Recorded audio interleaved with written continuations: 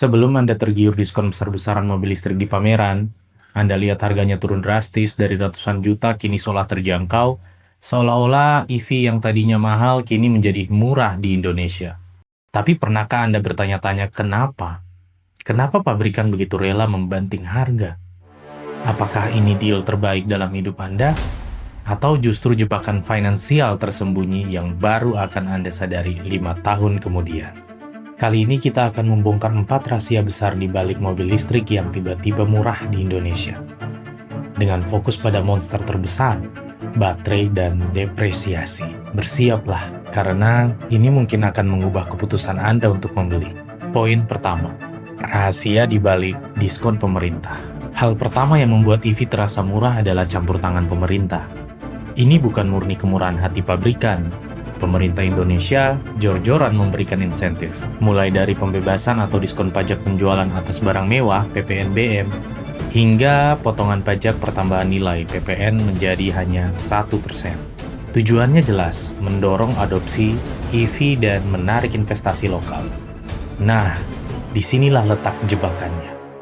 Diskon ini diberikan dengan syarat, biasanya terkait dengan tingkatan komponen dalam negeri (TKDN).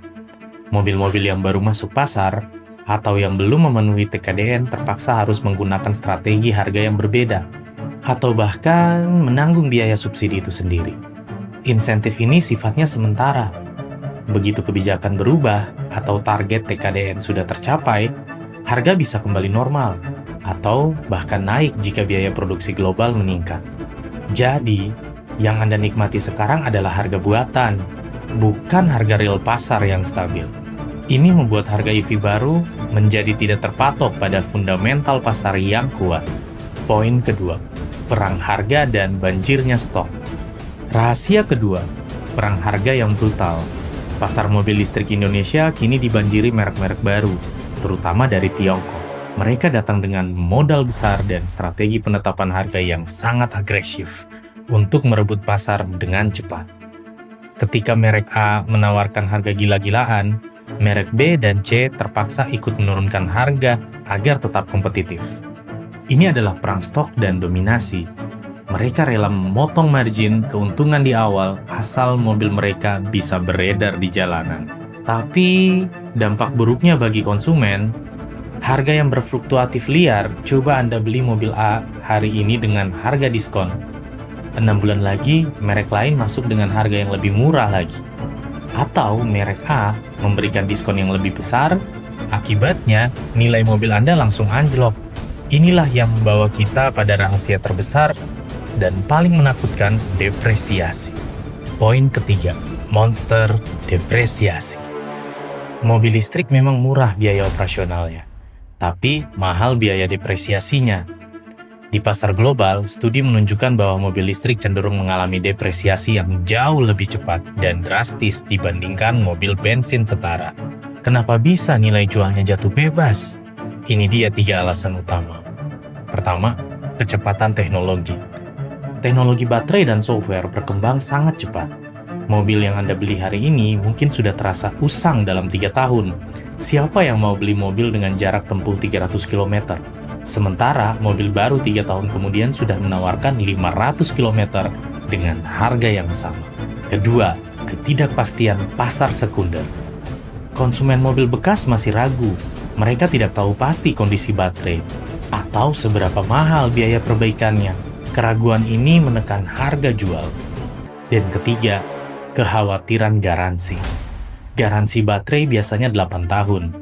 Ketika mobil masuk tahun kelima dan mendekati batas garansi, pembeli akan meminta diskon yang sangat besar. Jadi, meskipun Anda menghemat puluhan juta dari biaya bensin, Anda bisa kehilangan ratusan juta dari nilai jual kembali mobil Anda. Diskon yang Anda dapat di awal bisa jadi adalah kompensasi atas depresiasi yang akan Anda tanggung di akhir. Poin keempat, jebakan baterai. Inilah rahasia gelap yang paling sering disembunyikan, biaya pergantian baterai.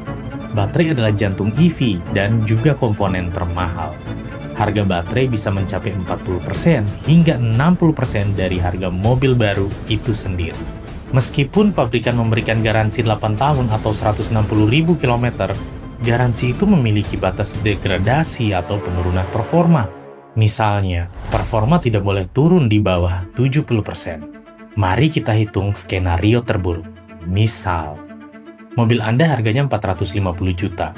Harga baterai pengganti bisa mencapai 150 juta hingga 200 juta. Jika setelah garansi habis baru baterai Anda mengalami masalah yang tidak bisa diperbaiki atau degradasi yang sangat parah, Anda harus mengeluarkan uang ratusan juta. Inilah dilema yang melilit EV bekas. Anda harus memilih antara menjual mobil dengan harga sangat rendah karena pembeli takut baterai, atau menanggung resiko biaya pergantian baterai yang super mahal di kemudian hari. Diskon yang Anda nikmati sekarang bisa jadi tidak sebanding dengan resiko biaya baterai di masa depan. Jadi, kenapa mobil listrik mahal jadi murah di Indonesia? Itu karena kombinasi insentif pemerintah yang sementara, perang harga yang agresif, dan kompensasi atas resiko depresiasi baterai yang tinggi. Mobil listrik tetaplah masa depan, tapi berhati-hatilah. Jika Anda berencana menggunakan EV dalam jangka pendek di bawah 5 tahun, depresiasi dan resiko baterai bisa membuat diskon murah itu menjadi sangat mahal di akhir. Selalu pertimbangkan total biaya kepemilikan seutuhnya, bukan hanya harga diskon di awal. Bagaimana menurut Anda? Apakah Anda akan tetap membeli EV setelah mengetahui fakta ini? Tulis pendapat Anda di kolom komentar. Jangan lupa subscribe untuk analisis mendalam lainnya.